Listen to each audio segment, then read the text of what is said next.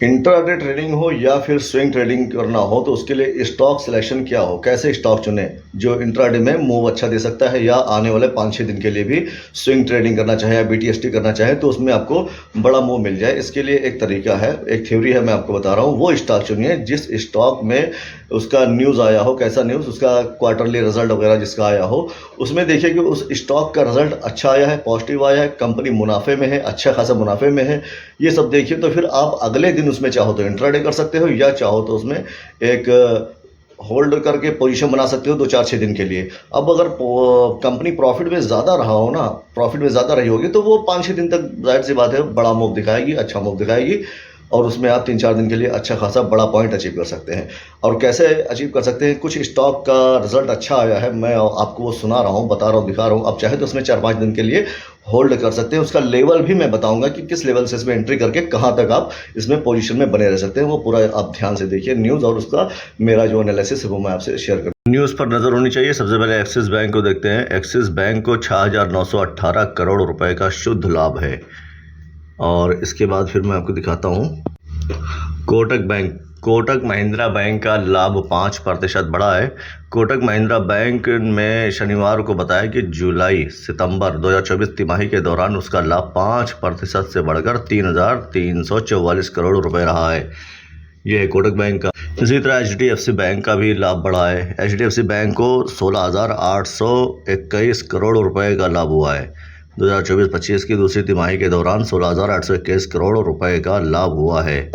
सबसे पहले यहाँ हम लोग एक्सिस बैंक के बारे में देखते हैं कि एक्सिस बैंक का लेवल क्या निकल रहा है। या मैंने एक्सिस बैंक का सपोर्ट, रेसिस्टेंस, बाई सेल सब मैंने यहाँ बना रखा है। सबसे पहले बाई कहाँ से करना है। बाई का प्राइस एक्सिस बैंक का है 1200 से लेकर 1190 से लेकर 1200 तक। 1190 से 1200 के बीच में कहीं मिले आप बाई करिए। फर्स्ट टारगेट आपका रहेगा 1260 का ये आपका टारगेट। 1190 से लेकर 1200 तक बाई करना है और 1260 का टारगेट। अगर ये नीचे आ जाता है तो कितना, ये लो जो है, ये लो स्टॉप लॉस रहेगा। कितना स्टॉप लॉस, 1157 के नीचे जाएगा, आपको वहाँ पे लॉस बुक कर लेना है। तो 1:1 का टारगेट यहाँ पे है। स्टॉप लॉस और टारगेट और एंट्री दोनों बताए इसमें। अब मैं आपको दिखाऊंगा कोटक महिंद्रा बैंक के बारे में। कोटक महिंद्रा बैंक का एंट्री कहाँ से बनेगा। कोटक महिंद्रा बैंक में अगर आपको बाई करना है तो आपका 1877 से बाई कर सकते हैं। टारगेट रहेगा 1935। स्टॉप लॉस अगर नीचे जाता है तो लॉस कितना लेना है, लॉस लेने की ये है। सबसे नीचे मैं लॉस का बना दूँ, ये है 1846 का आपका स्टॉप लॉस बनेगा। बाई बनेगा यहाँ से 1877 से 1935 का टारगेट। इसको चाहो तो स्क्रीनशॉट ले लो, अगले दिन इसको बाई कर सकते हो। ये मैं जो बाई का टारगेट का स्टॉप लॉस सब बता रहा हूँ, ये नहीं कि सिर्फ आपको बाई बता दूँ टारगेट बता दूँ, ऐसा नहीं। स्टॉप लॉस लॉस भी कितना लेना ये भी मैं आपको दिखा दिया। अब बात आती है HDFC बैंक की। HDFC बैंक का भी मैंने बना रखा है यहाँ। HDFC बैंक कुछ बड़ा मूव दे सकता है। HDFC बैंक को बाई करने का प्राइस है यहाँ 1690 से HDFC बैंक बाई बनेगा और टारगेट पहला रहेगा 1732 का, दूसरा टारगेट रहेगा 1765 का। अगर ये नीचे जाता है तो लॉस कितना बुक करना है, कितने पॉइंट पे, 1665 नहीं 1655 का स्टॉप लॉस रहेगा।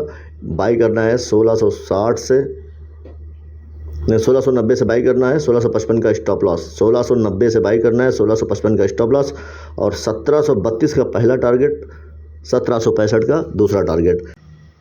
तो ये जो कुछ भी लेवल बताया गया है ये न्यूज़ बेस स्टॉक सिलेक्शन किया गया है और उसका लेवल बनाया गया है कि यहाँ से ये बाई हो सकता है। तो जो लेवल बनाया गया है कि यहाँ से बाई होगा, अगर उस लेवल को क्रॉस करके जाता है ना तो फ़ौरन बाई कीजिए। अगर उस लेवल के नीचे रहता है, बाई प्राइस से नीचे रह रहा है, तो समझिए कि फिर अभी वो साइडवेज ही रहेगा। और अगर बाई प्राइस जो मैंने बताया वहाँ से अगर वो लेवल तोड़ के ऊपर निकलता है, फ़ौरन फिर एंट्री कीजिए। आपको हफ्ते भर के अंदर वो जो भी टारगेट दिया गया है वो टारगेट ऊपर जाएगा, अचीव करेगा वो टारगेट। अगर उसके नीचे रहा तो समझ लीजिए नीचे ही रहेगा। अगर बाई करने के बाद थोड़ा सा ऊपर जाके नीचे आ रहा है, नीचे आ जाता है तो फिर स्टॉप लॉस की लाइन बना रखा है मैंने कि स्टॉप लॉस सिर्फ इतना लेना है, क्योंकि अगर वहाँ पे छोटा सा लॉस अगर नहीं लेंगे तो और नीचे चला जाएगा तो बहुत बड़ा लॉस हो जाएगा। इसलिए लॉस की सीमा यहाँ निर्धारित करना बहुत ज़रूरी है। अगर लॉस की सीमा निर्धारित नहीं करेंगे तो अनलिमिटेड लॉस हो जाएगा, जितना आपने सोचा नहीं होगा, पता चला आपका बहुत बड़ा लॉस हो गया। तो लॉस की सीमा निर्धारित रखिए कि भैया मुझे इतना लॉस लेना है, इससे ज़्यादा लॉस नहीं लेना है। जिस दिन आप लॉस हंसी खुशी से लेना स्टार्ट करोगे, मार्केट आपको आसानी से पैसे देगा। जिस दिन आप लॉस लोगे नहीं ना, तो मार्केट बोलेगा अच्छा तुमको नहीं लेना है, मैं तुम्हारा पूरा खत्म ही कर देता हूँ, आप आज खत्म ही कर देगा फिर मार्केट। तो लॉस जितना जल्दी हो ना कट कर लीजिए। वहाँ पे कट से सौदा काटिए, बेच दीजिए अपना। और अगर जहाँ से आपको बाई करना वहाँ से ऊपर निकल रहा है फौरन बाई कीजिए। टारगेट आपको इंट्राडे में भी दे सकता है तो भी निकल जाइए, और अगर 2 से 4 दिन में 5 दिन में देता है टारगेट तो फिर उस दिन बुक कीजिए। ऐसा भी होता है कि इंट्राडे में भी बड़ा बड़ा मूव आ जाता है कभी कभी, तो इंट्राडे में भी टारगेट अचीव कर लीजिए। नहीं कि 5 दिन का आप वेट करेंगे, जब यार 1 दिन में इतना गया तो 5 दिन में और ज़्यादा जाएगा, ये नहीं। अगर वो जो लेवल है ना उस लेवल को फॉलो कीजिए, टारगेट का भी लेवल और स्टॉप लॉस का। अगर स्टॉप लॉस 1 दिन में नीचे आ जाता है तो स्टॉप लॉस का भी लेवल फॉलो कीजिए, वहाँ लॉस बुक कीजिए। अगर टारगेट आता है तो फौरन टारगेट बुक कीजिए, प्रॉफिट बुक कीजिए। तो ये है लेवल, क्योंकि इसमें क्या देखा गया है, न्यूज़ बेस्ड जो स्टॉक होते हैं इसमें 80% सक्सेस रेशियो होता है। 80 बार ऐसा हो मैं 80 बार सक्सेस रिजल्ट आया है, और 10 बार 20 बार ऐसा हुआ कि फेल भी हुआ है। 10 ट्रेड करेंगे इस पर तो 2 फ्लॉप होंगे, 2-3 फ्लॉप होंगे, मगर 7-8 आपके सही जाएंगे। ये इसका रेशियो है। जहाँ तक मैंने अभी तक इसको वॉच किया है उस हिसाब से ये रिज़ल्ट इसका आता है।